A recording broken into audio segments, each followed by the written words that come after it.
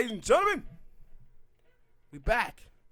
OUE, hit that like button, subscribe. We got to talk about the Super Showdown yesterday. And man, let's jump right into it. Super Slowdown. Yes, let's jump right into it. The match that have everybody buzzing in, that everybody is talking about. Undertaker versus Goldberg. Do you feel that the match was as bad as people say that it was? I told you. After Goldberg hit that damn ring post, they should have stopped the match. And I'm guessing Saudi Arabia got a we don't give a fuck about blood thing, because I done seen them stop a match before with Samoa Joe busted hit. No, they stopped the match completely. Yeah, but see, that's people reports say that Vince was livid about that. They said Vince wanted to stop the match after that blood happened. I'm pretty sure he did. I'm pretty sure he did, because they saying like that been the thing that somebody get busted open, stop the match. And we watched the show, but then we didn't watch the last match. So seeing stuff on Twitter, seeing people talking about it, about how bad it was, and then actually watching it, at first we were like, no. We had to go back and watch it because everybody was talking about it. Like, yo, we got to go back and watch this. Yeah, because when you watching the clips of it, they only show the botches. And so me and you, we were thinking, Goldberg might have hurt. Well, no, Undertaker might have hurt Goldberg with that tombstone. He fell right on his damn head. And then when you listen to it, that was a loud thud. Yeah. But before that, though, he had already knocked himself out with the damn ring post. So, and so, cause you saw, as soon as I saw it, I was like, oh, Goldberg hurt. Yeah. He hurt bad. As soon as that happened, Smoke said, Goldberg just got hurt immediately. And then once he sets up, you see the blood just pouring from his head. It was like, oh, no, he did get hurt. And I'm like, y'all gotta start, at that point, and that while, you were telling me about, I think I had seen it, but I didn't click on it, but you did, about the report of Vince being mad at Undertaker, and I was like, yeah, because I remember one time in the ring watching Neville versus Chris Jericho. Neville breaks his ankle or his leg right in front of Jericho, and Jericho saw it, kicked him, and pinned him right then and there, like, yo, we gotta end this match now. I can't sit here and let him wrestle like that. And that point, you gotta have Undertaker. But no, Goldberg told the Undertaker he could continue. Oh, shit. See, that's the problem. Because if you go watch the match, when you watch the match, as soon as he goes for the spear and he hits the pole, right? At first, he was hung up. He was hung up there for a while. Mm-hmm. Then he falls to the ground. But you watch the Undertaker. Undertaker look over there, and he noticed that, he's hurt, right? But when he goes over to Goldberg, Goldberg tells him, oh, I'm all right. So that's when Undertaker picks him up, and he starts punching him in the side. Yep. And see, like I said last night, when I saw that, I'm pretty sure Goldberg ass sat up there and told Undertaker, I can still go. Nuh-uh. And that's the thing about wrestlers, because I heard Brian Cage from Impact, when he got hurt in that match against Johnny Impact, hurt it back, they were like, yo, people wanted to stop that match, but he was like, no, I want to finish. Look, they complained about the wrestler, the real Sin Cara, about, when he would get hurt, he would call the match off. I can't blame him. If I was out there wrestling right now and I pulled my big toe, I'm stopping the match. And see, I can't motherfucking go. Undertaker, Goldberg said this on Twitter, by the way. He said that I knocked myself out, but I thought I could go.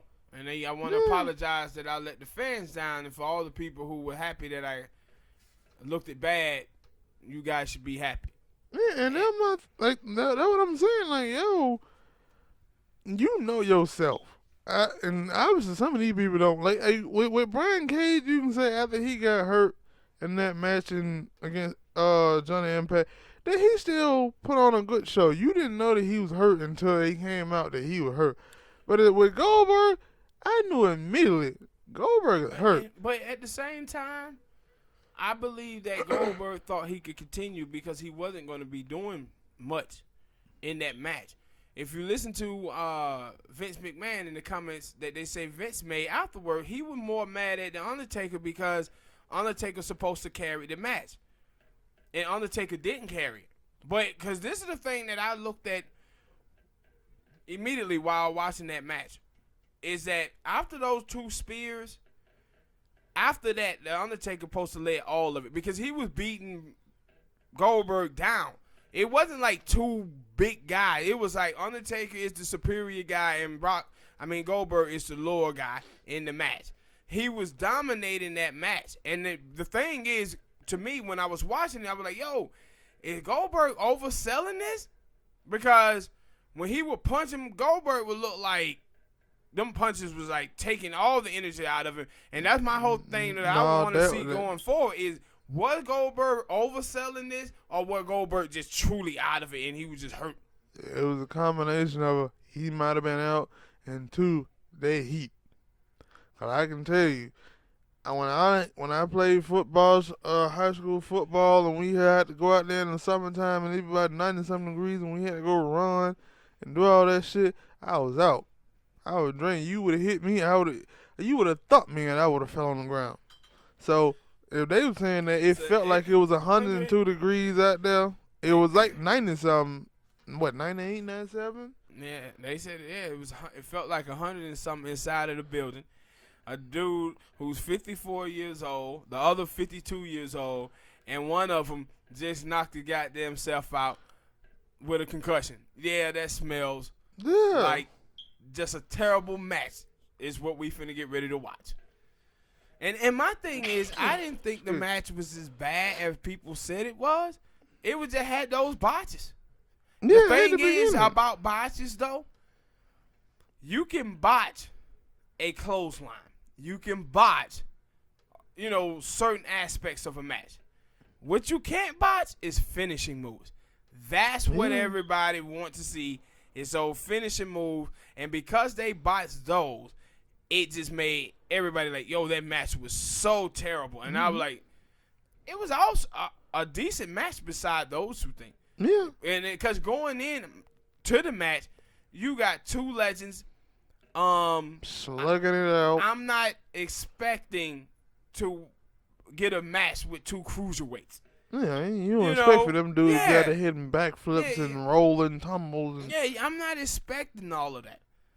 But so I thought the match had it bad points. Of course, the last 3 minutes of it was awful. But I thought it was a decent match because I didn't have high hopes for them dudes. I knew I wasn't getting 2001, 2002 Goldberg, Undertaker. I was getting 54-year-old, 52-year-old Bill Goldberg and Undertaker. It wasn't going to be that great, people. Yeah, but I can't wait the next year, Mania. Mania Super Showdown. Ric Flair nobody want to see nothing versus Ricky the Steamboat. That's going to be the next thing they order up. No. But look at, I agree with you that after Goldberg hit that damn ring post and knocked himself out, I still stand by that they should have started the match right there and now. It's just, sometimes in boxing, you have to what? Boxing and MMA, you got to protect your fighter from himself. And in that case, you got to protect Goldberg and say, look here, Goldberg, you hurt yourself. You woozy, boy.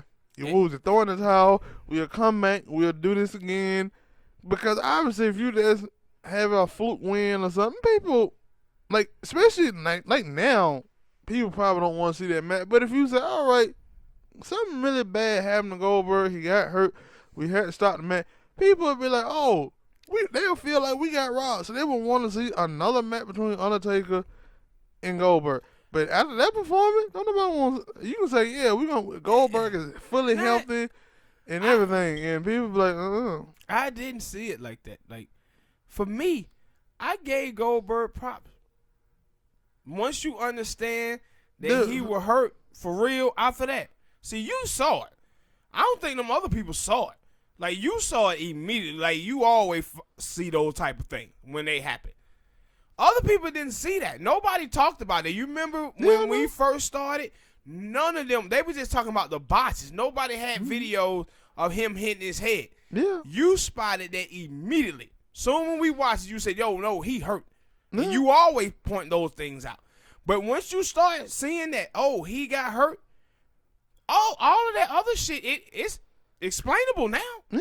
You know why he looked it bad after that. Because he was hurt out of it, knocked out cold. Yeah, know what I'm saying? Like, and because I'm glad you pointed it out like that I saw that he got hurt, and now I'm saying, yo, I understand that that's the reason why he put on a bad show. But other people didn't even acknowledge it. Yeah, they ain't gonna acknowledge that. And then you had to talk about, like, okay, if you didn't see him hit his head, run head first into the damn ring post, you at least seen Undertaker drop him on his head. Yeah, you at least seen that. And that was after the ring post. And if he wasn't knocked out then, he damn sure was knocked out after that taking that tombstone because he just fell limp. And my whole thing also, and this is what I did see some wrestling fans talking about, and you talked about it yesterday as well. We got to be honest about this, people. The last 5 years, Undertaker's just been terrible. Undertaker been terrible. He done dropped, almost hurt your boy with the good talk. Elias. You remember when he came back and he had that mohawk where he was all fat and out of shape? Mm-hmm. Looking like Pillsbury Dough Man. No, I don't say that. Like Undertaker done put on some bad matches. Go back to, was it Super Showdown or was it the it was the first Super Showdown in Australia. With Shawn Michaels. The only person in that match that was good was Shawn Michaels. Because the rest of them, Triple H, Undertaker, and Kane, was god awful. Like, I had started noticing that a while that, I think it was in them Brock matches. Like, those matches were good with Brock, but I still noticed that every time he tried to put him in a tombstone, he always tumbled back. Mm-hmm. And I was like, okay, Brock is a big solid dude, so maybe I can understand him, taking a seat back. Even though when you see John Cena pick up Big Show and stuff, he ain't tumbling nothing. But that John Cena, he works out a lot. But when he picked up Elias and tombstone him, and he fell back like he was like Elias ain't that big. He looked muscular, but I don't think he's that damn big. And I'm like, Undertaker, you couldn't lift that dude up? You having trouble with that? Man, and the thing is, I feel bad for you other wrestlers out here who are a little bigger. He gonna drop y'all. And also with Goldberg, right? The thing is, the reason why Goldberg botched that jackhammer is because Undertaker too goddamn tall. Yeah, that's what I was thinking. He really, really tall. And you got a man that's out there. And see, who's he? Like Goldberg, one of the things with Goldberg back in the past that Goldberg used to do when he used to wrestle in WCW, he would do two types of jackhammer. He would do one where he lift you up and he hold you up for a minute. Yeah, the stalling. Yeah, and then he fold you over and bam. Then he started doing the other one, where he just, and that's what he tried to do. He tried to do the quick one, but the thing was, the quick one he do that for big wrestlers that he know he can't hold their ass up that long. But he couldn't even do that. No. See, this is where people are getting the game wrong. People getting the game wrong. It takes two to tangle. You remember when you was little and me and you used to fake wrestle? When I would hold you up in the beginning before you knew what you were doing, you would have your legs would be folded. So when I tried to put you in a suplex or whatever, your legs would fold and your weight would come over. But you started to understand that, when he lifts me up, I got to lift my legs straight up. Mm-hmm. I got to lift my legs straight up in the air so he can fold me over when I used to put you in the jackhammer. When you watch The Undertaker, his legs were folded. Mm-hmm. So all of his weight shifted one way. So when he tried to fold him over, he couldn't go over because his weight was leaning to the left, where he needed to be straight up. Undertaker did. Mm-hmm. And see, Undertaker, Goldberg, he fucked it up because he didn't try to hold him straight up. He just tried to fold him straight over. And then Undertaker fucked it up because his legs and shit was leaning to the left. No, nothing really. That shifted his weight. Well, because I had even with the Brock, when he fought Brock and he suplexed him, did the jackhammer, he didn't hold up Brock for that long. Yeah. And that's why I said that, because most time when it's a big dude, he normally don't hold him up for that long because, for one, they bigger here. But, yeah, I will say that, too. I did see that, Undertaker didn't, maybe he could, I don't know, but his legs were, soon he picked him up, his shit was like that. He did the same shit.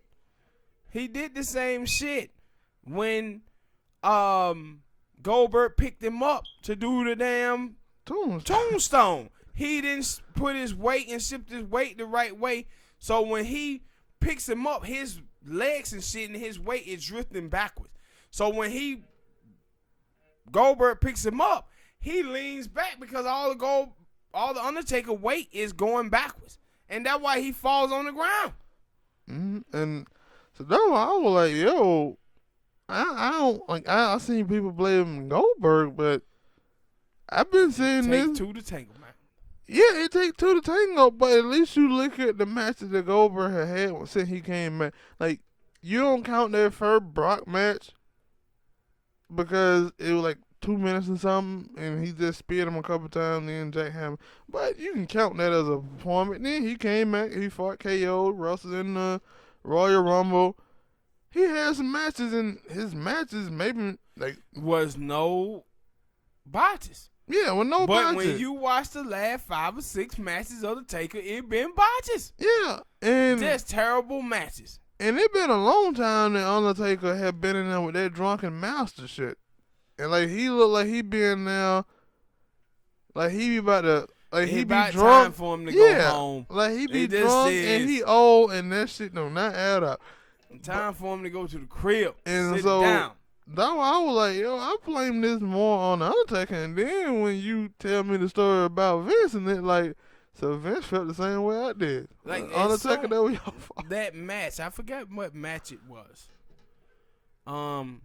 The match where Undertaker lost and he put that jacket and that hat and left it in the ring and walked out. No, that was a match with Roman. That should have been over. It should have been done then. And see, you got to protect these guys. This thing is like boxing. It's like boxing, man. When these dudes get older, you got to know when to throw in that flag and be able to go up and tell the person, look here, man, I know you won a 20, because that match last night supposed to went 20 minutes. About 5. You supposed to cut that thing short and let them know, look here, guys, what we want you guys to do, we want y'all to have an Ultimate Warrior match. It's going to be a bunch of punches, kicks, leg drops. And that's all it's going to be. But y'all can't be coming out here performing like you in your 20s. But when you say that, and then I tell you about I told you about it off air, about the story about Kurt Angle, about how Kurt Angle was like, yo, Vince McMahon protected me when I came back. He didn't want me to wrestle for that long, but I guess because Kurt Angle had a history of painkillers and alcohol, and he didn't want him to deal with that. They went over there trying to put on the performance for them Saudis. Yeah, and now I was like, yo, when you talk about protecting the wrestlers, we know that Vince, he ain't got a good track record of that right now. And go ahead. And see, to me, when you watch the Saudi crowd is way different than American. Yeah, because they were just happy. Yeah, they were just happy, man, to be seeing this show, to seeing people in live performance that they never seen before. Here in the States, we privileged. We get to see these fuckers every Monday and Tuesday. Mm-hmm. So we ain't got so used to watching them. But other people in other countries, they're not. So they could have done, like, you remember when the Brock versus Goldberg match lasted probably like 3-4 minutes. We here in the States were like, boo, boo. Other people outside of the country thought that shit was fire. Cause we privileged in that manner. That's why you watch wrestling when TNA and all these other countries go abroad. The crowd is so amped up and so great. Here in the States, man, you got to go out of your way to impress us. You got damn breaking neck. Yeah, we done seen everything that wrestling has to offer here in the States. And because of that, we expect more. But they could have done a match that was like 7-8 minutes and all. Shit, them folks was over there cheering that debacle. Yeah, that's what I was going to say. The last like 2 or 3 minutes of that match were terrible. But you didn't know that about 8 cheers after Undertaker pinned him because that crowd erupted. They were like, yeah. Mm-hmm. And I'm like, y'all just didn't see that Goldberg fucked himself up.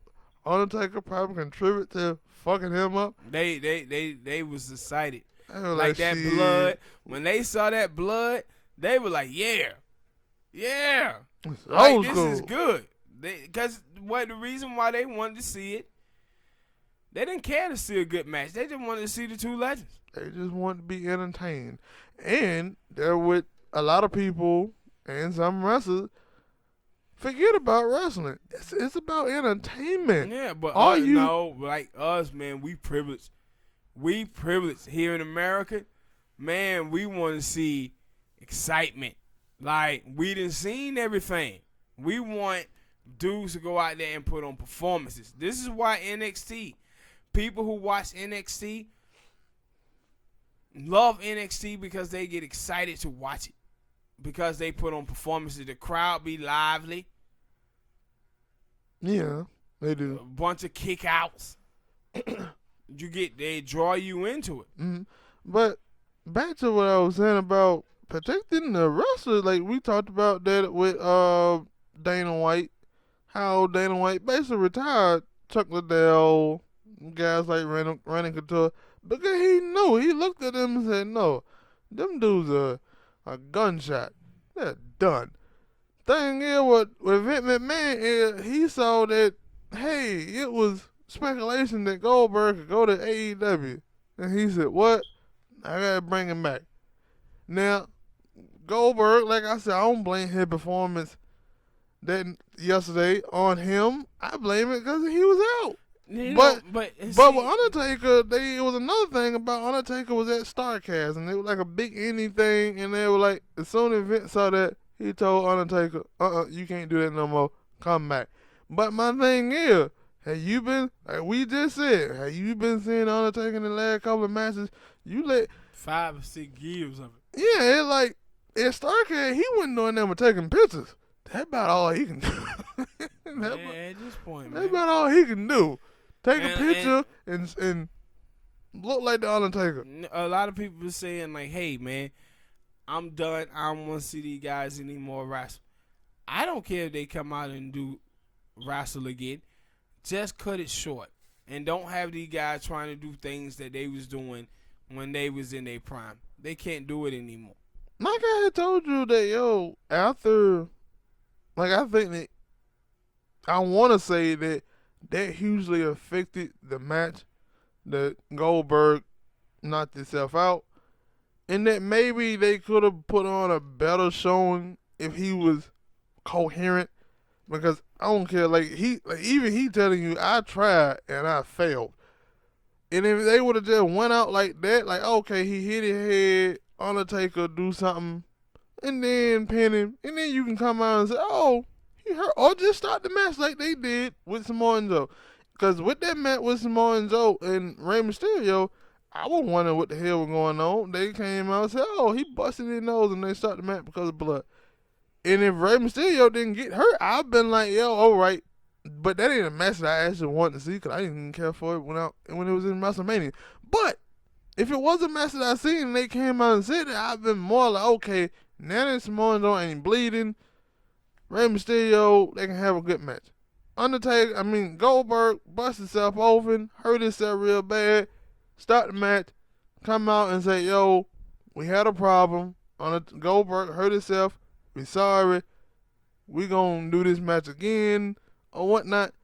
I would be happy. I'd be like, yeah, because obviously I don't want to see now one of them get hurt in that match and then can try to continue and hurt themselves even worse. Like, yeah, that would happen. Well, I don't want to say that would happen with Sting, but he probably did, because he hurt himself in that match with Seth Rollins.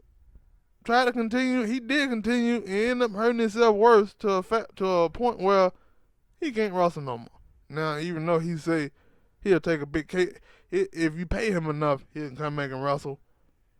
But I'm guessing that might have been the thing that they want to try to do. Next year, Saudi Arabia, Sting versus Undertaker. But after that debacle, they were like, no, it's gonna be Ric Flair and Ricky Steamboat. Don't nobody want to see them two dudes. Ric Flair just got out of the death. I won't say that. He just got out of the hospital. And coming out there in a wheelchair with Hogan pushing him like he was in TNA. No. But hit that like button, people. Subscribe. Next topic, Triple H versus Randy Orton. And when you watch this match, what you saw with Bill Goldberg and Undertaker creeping up on Triple H. Like, moments in there where you saw Triple H and he was tired. He can't perform like he used to. But this was a decent match. Yeah, it was a good match. It was a decent match. And see, you need those moments. And Taker them had one. They had this where they did the double clothesline and they got to sit in there and rest a bit. Mm-hmm. So they had that. But they just too old. But Triple H and Randy, they went out there and they put on a great match. It was a good showing. No. I was wrong. I think I picked Triple H to win that match and Randy won it. And it was a good thing that Randy did. I thought it was good that Triple H took that L. Watching how it played out. But overall, I thought it was a good match, man. Like, my thing is, you talking about the ages and stuff, and I was like, when you look at Randy, as far as his matches always be kind of slow paced. Always. They're never, super fast. And so, though, I didn't expect that from him. Now, that match with Triple H and Batista at WrestleMania, I think it was a little more fast paced. But most of the time when you watch a match with Randy, it ain't never, it got a gear. A gear, that thing go to 5 and that's it. It ain't going no higher.